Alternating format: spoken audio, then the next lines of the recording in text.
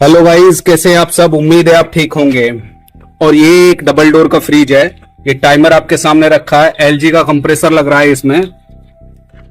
तो ये एक वीडियो हम आपको शेयर कर रहे हैं गाइस। ये एक डबल डोर का फ्रिज है एलजी का, ठीक है। और इस वीडियो में आपको काफी कुछ सीखने को मिलेगा।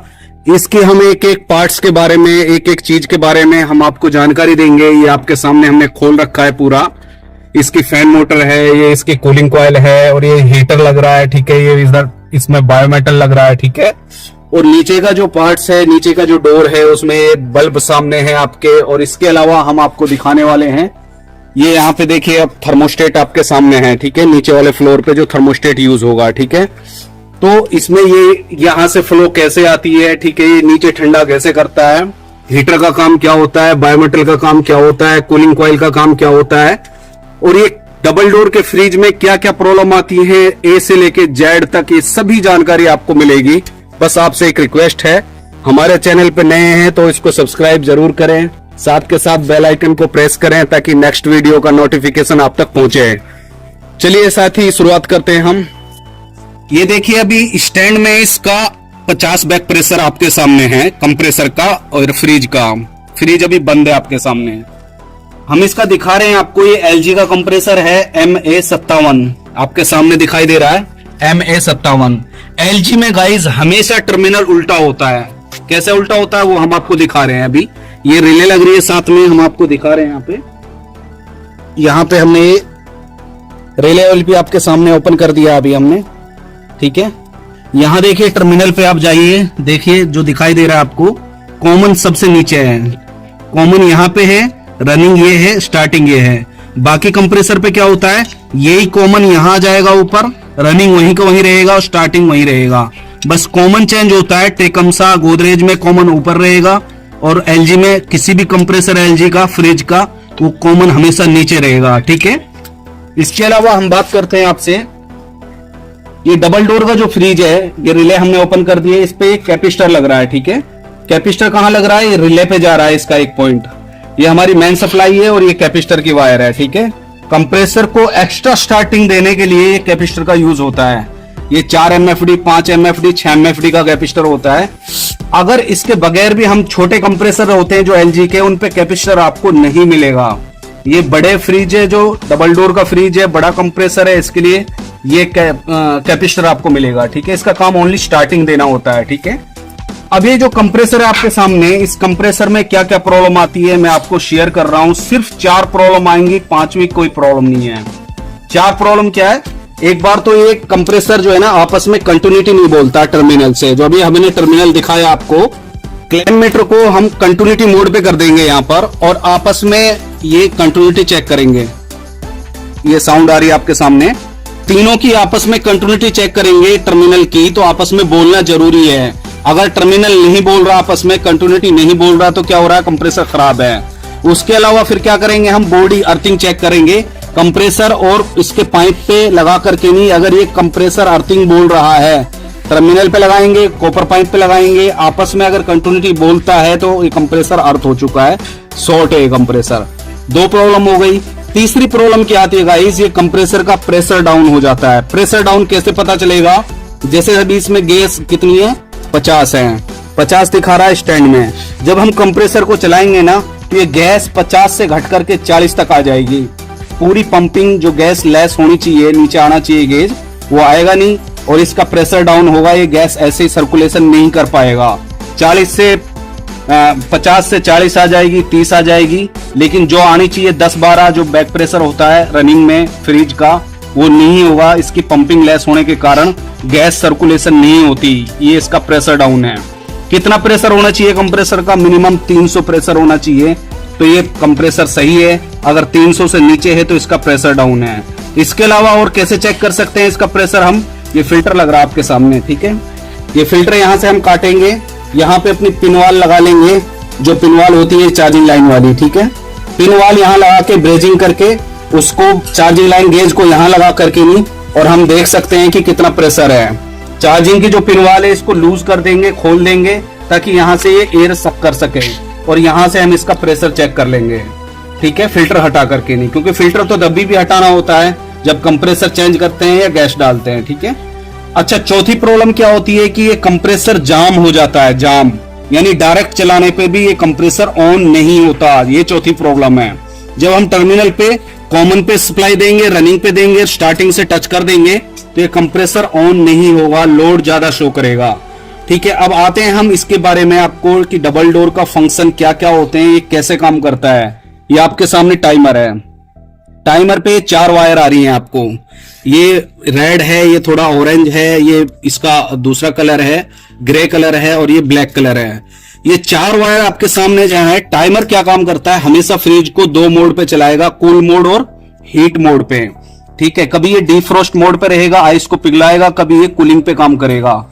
अब ये टाइमर पे ये जो 4 तार आती हैं, एक न्यूट्रल होता है, एक फेस होता है और एक इस पे कूल मोड के लिए कंप्रेसर पे जाता है और एक इसका हीटर पे जाता है। ठीक है, ये 4 तार हैं। ठीक है, इसमें कूल मोड और हीट मोड के लिए 2 वायर यूज होंगी और न्यूट्रल फेस जो मेन सप्लाई आती है इस पे वो यूज होगा। ठीक है, अभी हम आपको बता रहे हैं इसमें ये इसका अंदर का पार्ट है, मतलब अंदर का फ्लोर है कि काम कैसे करता है। ठीक है, हमने टाइमर के बारे में बताया, डिफ्रोस्ट मोड पे, कूल मोड और हीट मोड पे काम करता है, बट करता कैसे है वो आपको बताएंगे। देखिए गाइस, ये आपके सामने दिखाई दे रहा है आपको, इसको बोलते हैं हम बायोमेटल। और ये बायोमेटल हमेशा कूलिंग कॉइल के साथ में ऐसे चिपका मिलेगा आपको। ठीक है, टाई बेल्ट लग रही होगी इसके ऊपर और ऐसे चिपका मिलेगा।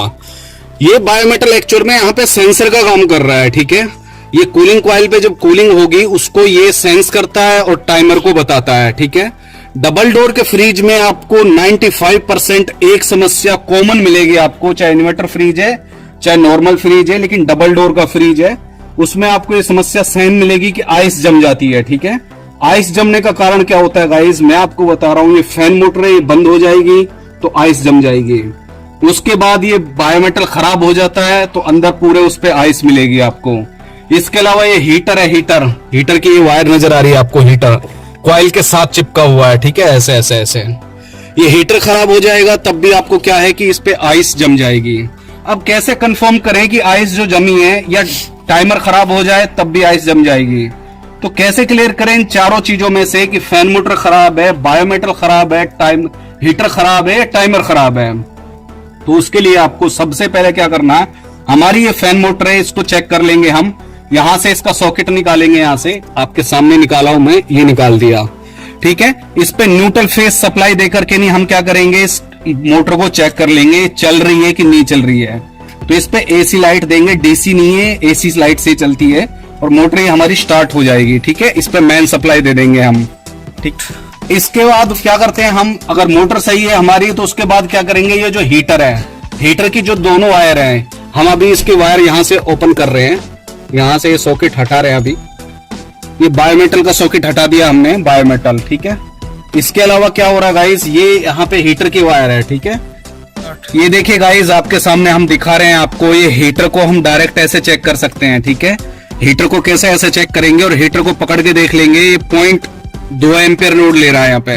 ये देखिए आपके सामने 0.1.2 एम्पियर ले रहा है। ठीक है, लोड ले रहा है यहाँ पे, और यहाँ पे हम देख रहे हैं हीटर अभी गर्म हो जाएगा। ठीक है, इस तरीके से हीटर को आप डायरेक्ट चेक कर सकते हैं उसकी मेन सप्लाई पे। जैसे हमने मेन सप्लाई दी है, बोर्ड आपके सामने है और मेन सप्लाई दे करके हीटर को चेक कर लेंगे। ठीक है, ये देखिए गाइस, हीटर गर्म होना शुरू हो गया है। ठीक है, अभी इतना गर्म हो जाएगा कि हम इस पे हाथ नहीं लगा सकते। ठीक है, ये लोड ले रहा है, अभी थोड़े टाइम तक हम इसको चला करके नहीं चेक कर सकते हैं। हमने आपके सामने अभी हीटर चेक करा, इस तरीके से क्या करेंगे, फैन मोटर चेक कर लेंगे, उसके बाद हीटर को चेक कर लेंगे। फैन चेक कर लिया, हीटर चेक कर लिया, उसके बाद बारी आती है इस बायोमेटल की। अब बायोमेटल चेक करने के लिए -5 टेम्परेचर आपको कहां से लेके आओगे, तो आइस जमने के बाद में इन दो चीजों को, बायोमेटल और पीछे टाइमर लग रहा है, इन दोनों को हम चेंज कर देंगे। ठीक है गाइस, क्योंकि हीटर, ये आइस आने का कारण क्या था मैं आपको बताता हूं। या तो ये बायोमेटल ने -5 टेम्परेचर जब इस पे आ जाता है तो ये टाइमर को संकेत करता है। टाइमर क्या करता है, हीटर को ऑन कर देता है। ठीक है, हीटर जब ऑन हो जाएगा तो आइस पिघलनी स्टार्ट हो जाएगी।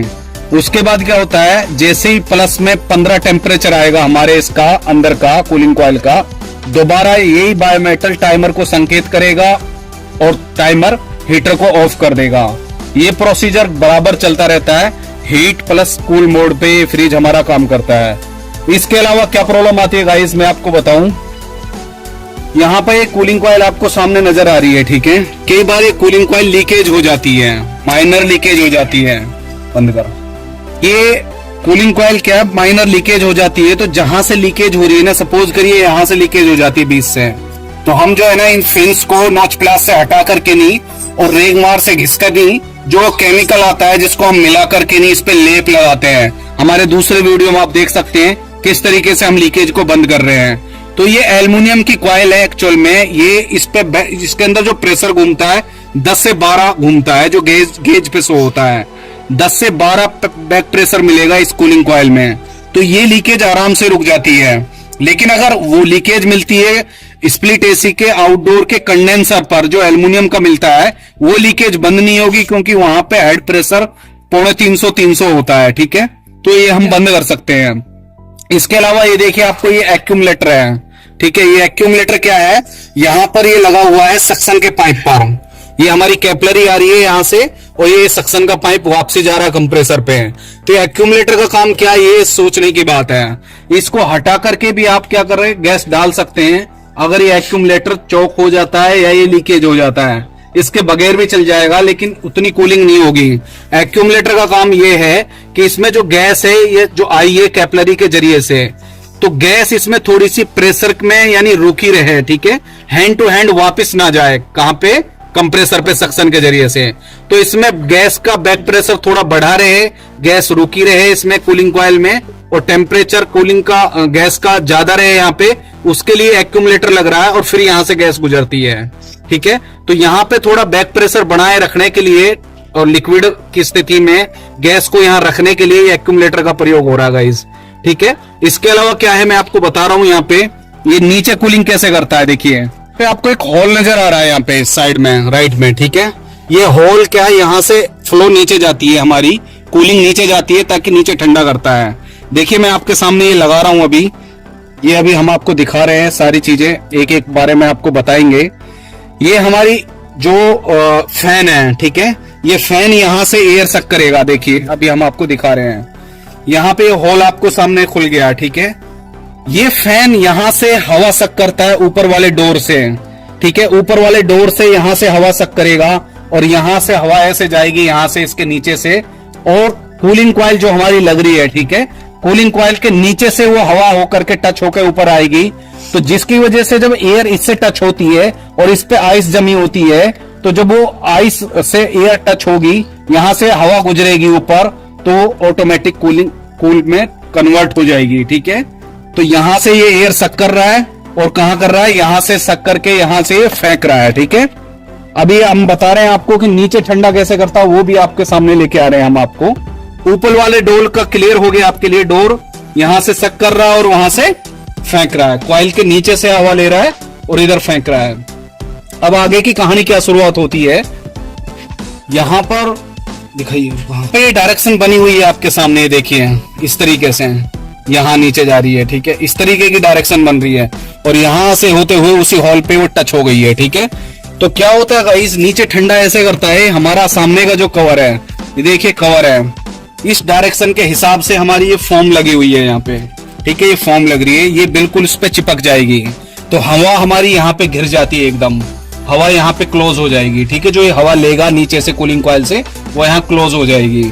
तो फिर क्लोज होने के बाद में क्या है, ऊपर वाले डोर में हवा कहाँ से आएगी, यहाँ से आएगी, ठीक है, यहाँ से आएगी ऊपर वाले डोर में। अब कहानी आती है कि नीचे कहाँ से जाएगी, यहाँ से जाएगी, और उसके लिए कंपनी ने ये दे रखा है यहाँ पे, जो नीचे की फ्लो है उसको कंट्रोल करने के लिए। देखिए मैं आपको बता रहा हूँ, फ्रीजर मैक्सिमम कितने पे, 9 पर, यानी फ्रीजर ज्यादा ठंडा करेगा और नीचे कम ठंडा होगा। फ्रीजर मैक्सिमम, रेफ्रिजरेटर मिनिमम, यानी नीचे वाला जो रेफ्रिजरेटर है पूरा वो कम ठंडा करेगा और फ्रीजर ज्यादा करेगा। उसका कहानी क्या है ये देखिए, क्योंकि नीचे हवा जाने के लिए स्पेस ही नहीं बचा, बस थोड़ा सा गैप दिखाई दे रहा है आपको। जो यहाँ पे ये हमारा ये है, यहाँ सेट हो जाएगा, जैसे हम यहाँ सेट करेंगे इस तरीके से, तो हवा नीचे जा ही नहीं रही है, थोड़ा सा स्पेस बचा है, ऊपर ज्यादा ठंडा करेगा। इसके अलावा हम यहाँ आते हैं, फ्रीजर मिनिमम यानी ऊपर वाला ठंडा कम करेगा, रेफ्रिजरेटर मैक्सिमम नीचे ज्यादा ठंडा करेगा। उसकी कहानी क्या है ये देखिए, क्योंकि सारा स्पेस खुल चुका है, सारी फ्लो नीचे जाएगी, नीचे ज्यादा ठंडा करेगा, ऊपर बहुत कम ठंडा करेगा। इसके अलावा एक और पोर्शन होता है यहाँ पर चार पे, यहाँ लिखा है कंपनी ने नॉर्मल पोजीशन, सामान्य स्थिति 4 पर। तो सामान्य क्या, ऊपर भी बराबर ठंडा रहेगा और नीचे भी बराबर ठंडा रहेगा। 4 पे क्या है गाइस, ये देखिए जितना खुल रहा है उतना ही बंद है, ठीक है, आधा बंद है आधा खुला हुआ है, यानी आधी कूलिंग ऊपर है आधी नीचे रहेगी, ठीक है। तो इस तरीके से कई बार ये सेटिंग छिड़ जाती है, ठीक है, उसकी वजह से भी कूलिंग नहीं होती, कस्टमर की शिकायत होती है। तो मैकेनिक को पता होना चाहिए कि इसका काम क्या होता है, ठीक है। अगर सपोज करिए यहाँ पे है फ्रीजर मैक्सिमम, रेफ्रिजरेटर मिनिमम, तो कस्टमर ये कहेगा ऊपर ठंडा कर रहा है, ऊपर ज्यादा आइस जम रही है, नीचे ठंडा ही नहीं हो रहा जी। तो आप जाकर के नहीं क्या करना, इसको 4 पे कर देना, सामान्य पे, नीचे भी ठंडा करेगा ऊपर भी करेगा। कई बार शिकायत ये मिलती है कि फ्रीजर में कम ठंडक हो रही है, नीचे ज्यादा हो रही है, तो क्योंकि फ्रीजर मिनिमम लिख रहा है और रेफ्रिजरेटर मैक्सिमम, तो आप इसको सामान्य पे कर देना 4 पे, तो ऊपर नीचे बराबर कूलिंग होने लगेगी, ठीक है। इसके अलावा गाइज हम आपको बता रहे हैं क्या होता है, यहां पे आते हैं अभी नीचे हम, ठीक है। हम आपसे डिस्कस कर रहे थे कि नीचे कूलिंग कैसे होती है। तो गाइज यहां पर ये होल आपको नजर आ रहा है, ये होल आपको नजर आ रहा है ना, तो मैंने आपको ऊपर होल जो दिखाया था, यहां से हवा हमारी नीचे आती है, ठीक है, नीचे आती है। तो यहां से ये नीचे आएगी, तो यहां ये लगा होता है हमारा, ऐसे करके नहीं, ऐसे लगा होता है। तो यहां ये जो आपको छेद नजर आ रहे हैं, ठीक है, यहां पर, यहां से वो फ्लो नीचे के डोर पे आएगी। अब सवाल ये खड़ा होता है कि नीचे से वो हवा लेगा कैसे। तो यहां पे ये छेद जाली जो नजर आ रही है आपको, जैसे मैंने ऊपर दिखाई थी आपको, यहां पर, यहां की ऊपर वाले डोर से हवा यहां से लेगा, नीचे वाले डोर से यहां से हवा लेगा, ठीक है, नीचे से। तो इस जाली के जरिए से हवा वापस लेता है वो फैन, और यहां से वो हवा नीचे आती है, ठीक है। इसके अलावा ये देखिए आपको यहाँ पे एक होल नजर आ रहा है, ठीक है।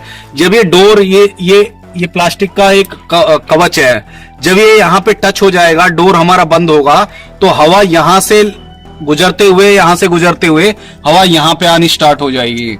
यहाँ पे जो बोतल वगैरह रखी रहती है उन पे कूलिंग स्टार्ट हो जाएगी, ठीक है।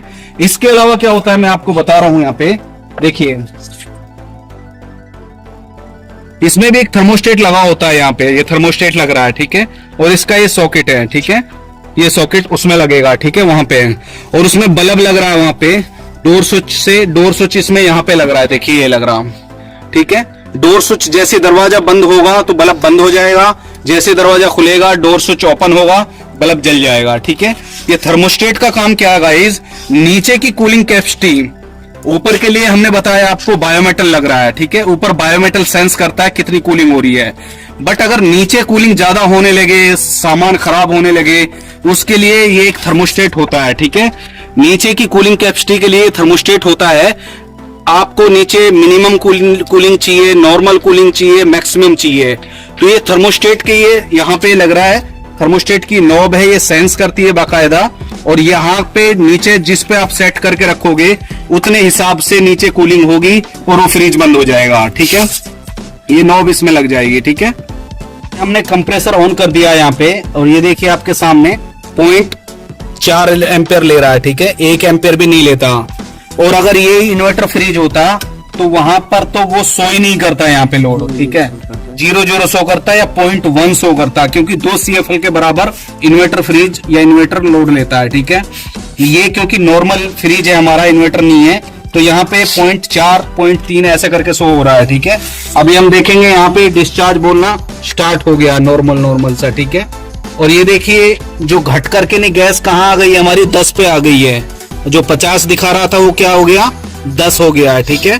तो रनिंग में इसका बैक प्रेशर 10 से 12 होता है हमारा इस फ्रिज का, चाहे सिंगल डोर का फ्रिज हो या डबल डोर का फ्रिज हो, 10 से 12 इसका बैक प्रेशर होगा रनिंग में। स्टैंड में ये बैक प्रेशर चला जाता है 50 से 60 तक, ठीक है। अब हम बात करते हैं इसकी टाइमर की, ठीक है। टाइमर अभी हमारा कूल मोड पे है, ठीक है। कूल मोड पे क्या है, चल रहा है, तो इसका मतलब कूल मोड पे ही है ना, कंप्रेसर चल रहा है। अभी हम आपको दिखाएंगे डिफ्रोस्ट मोड पे कैसे होता है।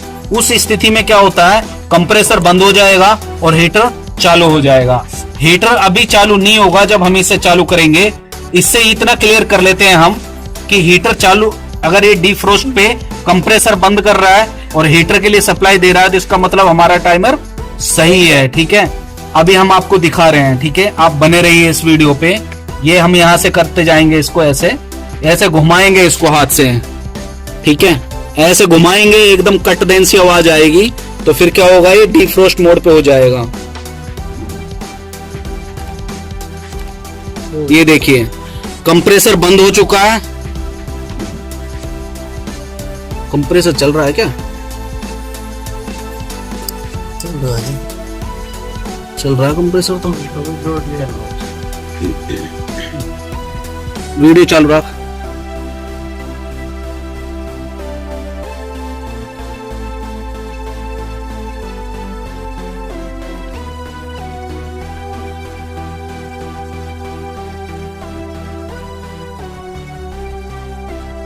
क्यों चल रहा है? कहानी बताओ। खराब नहीं है?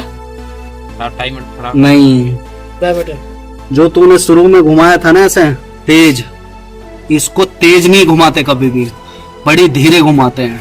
खराब हो गई? नहीं खराब नहीं हुआ, सही है वो अपनी जगह। अभी मैं दिखाऊंगा बंद करके, नहीं वो बता रहा हूँ।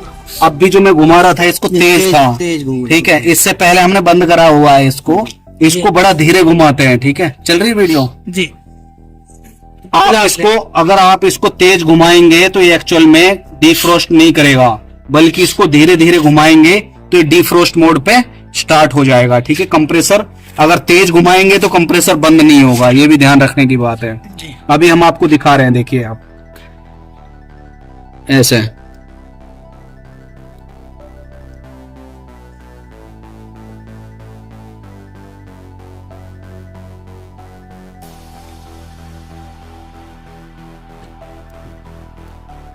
देखते जाइए, अभी ऐसे धीरे धीरे हम इसको घुमाएंगे तो कंप्रेसर क्या डिफ्रोस्ट मोड पे हो जाएगा।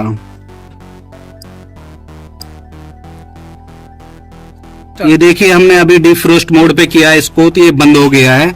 अभी क्या हुआ, क्लैंप लोड नहीं दिखा रहा है, कंप्रेसर बंद हो गया है। ठीक है, यहाँ गेज का जो मीटर है वो भी बढ़ना स्टार्ट हो गया है। ठीक है, तो इस तरीके से क्या होता है, डिफ्रोस्ट मोड पे हो जाता है और हीटर को ऑन कर देता है। अभी आप लेकिन हीटर चेक करोगे जाकर के, तो हीटर क्या करेगा, वो लोड नहीं लेगा, हीटर गर्म नहीं होगा।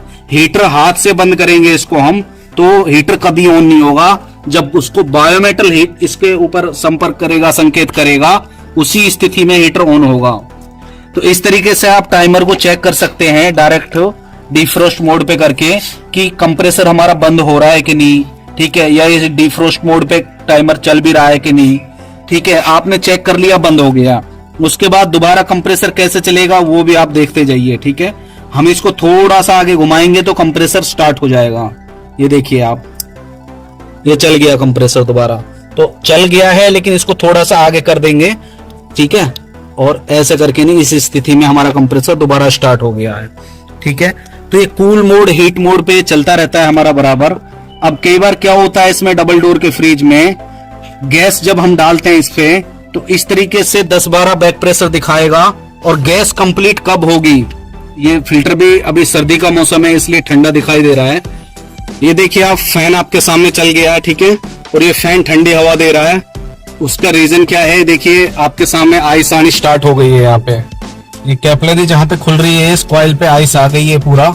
ठीक है, और इस आइस पे आने पे थोड़ी देर बाद में क्या होगा, यहाँ इधर भी आइस आनी स्टार्ट हो गई है। ठीक है, इधर भी। ठीक है, तो क्या होगा गाइस, गैस कंप्लीट तब होती है इसमें कि इस पूरी कूलिंग कॉइल पे फैन को हम एक तरफ रख लेंगे जब गैस चार्जिंग करेंगे, या इसका सॉकेट निकाल देंगे फैन का, और उसके बाद में जब इस पूरी कॉइल पे आइस आ जाए तो हम ये क्लियर कर लेंगे कि इसकी गैस कंप्लीट हो चुकी है गैस चार्जिंग पे। और फिर उसके बाद में हम फैन को दोबारा चालू करके नहीं और कवर करके नहीं, आराम से हम इसको कर सकते हैं। जिस तरीके से नॉर्मल फ्रिज में क्या होता है, सिंगल डोर के फ्रिज में हम उस पे पानी डालते हैं, उस पे आइस जम जाती है, तो हम ये क्लियर करते हैं कि उसमें गैस कंप्लीट हो चुकी है।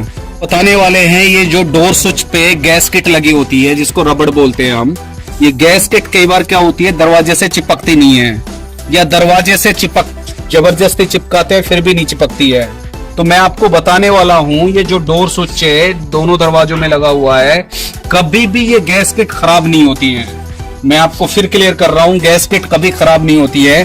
क्या होता है, दरवाजे का बैलेंस खराब हो जाता है। जैसे सपोज करिए हम आपको दिखा रहे हैं, अभी ये दरवाजा हम बंद कर रहे हैं, ठीक है, इधर लेके। अब ये दरवाजा हम क्या है कि ये बंद कर रहे हैं, ठीक है। अब यहां तक दरवाजा आ गया, ठीक है।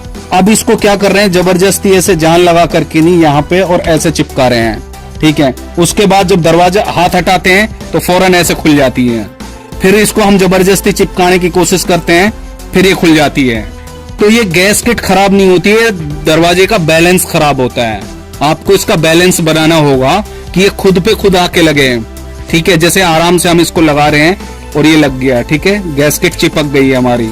उसी तरीके से क्या होता है, बैलेंस खराब कहां से होता है वो मैं आपको बताने वाला हूं। ये देखिए आप, यहाँ पे इसकी लोहे की एक क्लैंप लगा हुआ है, पत्ती लगी हुई है, यहाँ पे दरवाजा टिका हुआ है पूरा हमारा, ठीक है। तो क्या होता है, दरवाजे की जो पत्ती है नीचे की तरफ झुक जाती है, ठीक है, नीचे की तरफ झुक जाती है तो दरवाजे का बैलेंस बिगड़ जाता है, जिसकी वजह से दरवाजा जान लगा के बंद करना होता है। एक और बात मैं आपको बता दूं, कभी भी आप इस गैस्केट को चेंज कराने की कोशिश ना करें, क्योंकि मार्केट में ये गैस्केट ओरिजिनल मिलती नहीं है, और दूसरी गैस्केट लगवाने के बाद भी ये गैस्केट सेम इस तरीके से फिटिंग नहीं हो पाती है, ना वो दरवाजा चिपकता है, ठीक है। वो बहुत लोकल क्वालिटी होती है, जो मार्केट में ये रबड़ ओरिजिनल नहीं मिलती, जो कंपनी लगा के दे रही होती है, ठीक है। आप दरवाजे का बैलेंस सही करें। इसके अलावा क्या होता है गाइस, ये देखिए आप, अगर ये नया फ्रिज होता तो देखिए ये दूर दूर मिलता आपको, ये जो ये चिपका हुआ ना एक दूसरे से, तो आप क्या करते हैं, उबलता हुआ पानी, गर्म पानी लें, और इसको, रबड़ है एक्चुअल में रबड़, और इसके अंदर मैग्नेट है, मैग्नेट चुंबक लगी हुई है, ठीक है। तो उबलता हुआ पानी इस पे आप डालेंगे ना, तो ये रबड़ जो है ना अपनी ओरिजिनल स्थिति पे आ जाएगी, ठीक है, ऐसे चिपकी नहीं रहेगी, तो ये दरवाजे से थोड़ा सा दूर हो जाएगी। तो इस तरीके से गर्म पानी डाल करके भी आप इसकी लेंथ को सुधार सकते हैं, ठीक है, ताकि ये दबी ना रहे, थोड़ी बाहर आ जाए। ये भी एक तरीका है दरवाजा चिपकाने के लिए। ये दरवाजे का बैलेंस खराब हो जाता है, कई बार ये पत्ती खराब हो जाती है, ठीक है। इधर आइए, मैं आपको दिखा रहा हूं। कई बार क्या होता है गाइस, ये जो नीचे की प्लेट है जिसपे हमारा दरवाजा रुका हुआ है, ठीक है, तो ये प्लेट क्या है, गल जाती है, पैर गल जाता है यहाँ पे, तो कई बार ये पत्ती टूट जाती है। तो क्या करें, तो फ्रिज से जब दरवाजा लगेगा ही नहीं, कि बेस ही खत्म हो जाएगा, तो उसका तरीका ये होता है कि यहाँ पे आप कब्जा लगवा सकते हैं। जो कब्जा दरवाजे पे यूज होता है ना घरों में, एक कब्जा यहाँ लग जाएगा और एक कब्जा यहाँ लग जाएगा, तो हमारा दरवाजा वो ही इस तरीके से सेट हो जाएगा अगर ये प्लेट खराब हो जाती है तो भी। ये देखिए आपके सामने पूरे उस पे आइस आ चुकी है नीचे तक, ठीक है, इस पे आइस आ चुकी है आपके सामने, नीचे तक पूरे उस पे आइस आ चुकी है। इस तरीके से ये कूलिंग करता है, आपके सामने जो दिखाई दे रहा है, ठीक है। जब इसमें माइनस टेम्परेचर आएगा 5 डिग्री, तो ये बायोमेटल टाइमर को संकेत करेगा, टाइमर हीटर को ऑन कर देगा और कंप्रेसर बंद हो जाएगा। हीटर गर्म होगा, फिर अंदर 15 टेम्परेचर आएगा प्लस में, दोबारा से बायोमेटल टाइमर को संकेत करेगा, टाइमर कंप्रेसर को ऑन कर देगा, हीटर को बंद कर देगा। ये प्रोसीजर बराबर चलता रहता है, ठीक है। इसमें हम आपको बता रहे हैं, इसमें रेडिएटर नहीं है पीछे, ठीक है, ये गर्म हो रहा है यहाँ पे, ठीक है, इसकी चद्दर ये गर्म हो रही है, ठीक है। तो रेडिएटर इसके बैक साइड में लगा हुआ है, ठीक है, इधर नहीं है, बैक साइड में, और इधर भी नहीं है, इसका सारा रेडिएटर बैक साइड में ही है, ठीक है, अंडरग्राउंड है, ओपन में नहीं है। तो अगर ये रेडिएटर अंदर का लीकेज हो जाए तो क्या करेंगे, हम बाहर से रेडिएटर लगा देंगे। का कंडेंसर अगर लीकेज हो जाता है तो गाइस, जैसे ये 250-300 लीटर का फ्रिज है, तो इससे ये छोटा 165 लीटर का कंडेंसर है, तो इसी टाइप से एक बड़ा कंडेंसर आएगा ऊपर से लेके नीचे तक का, और हम इसको ऐसे बाहर से क्लैंप कर देंगे, ठीक है। अगर अंदर का कंडेंसर लीकेज हो जाता है तो हम बाहर से कंडेंसर लगाएंगे और बाहर से फिल्टर लगा देंगे यहाँ पर, और बाहर से ये डिस्चार्ज हम कंप्रेसर से जोड़ देंगे, तो ये कंडेंसर हमारा आराम से काम करेगा। तो उम्मीद करते हैं ये वीडियो आपको काफी पसंद आया होगा। इस वीडियो को आप ज्यादा से ज्यादा शेयर करें ताकि और लोगों तक भी ये मैसेज पहुंचे।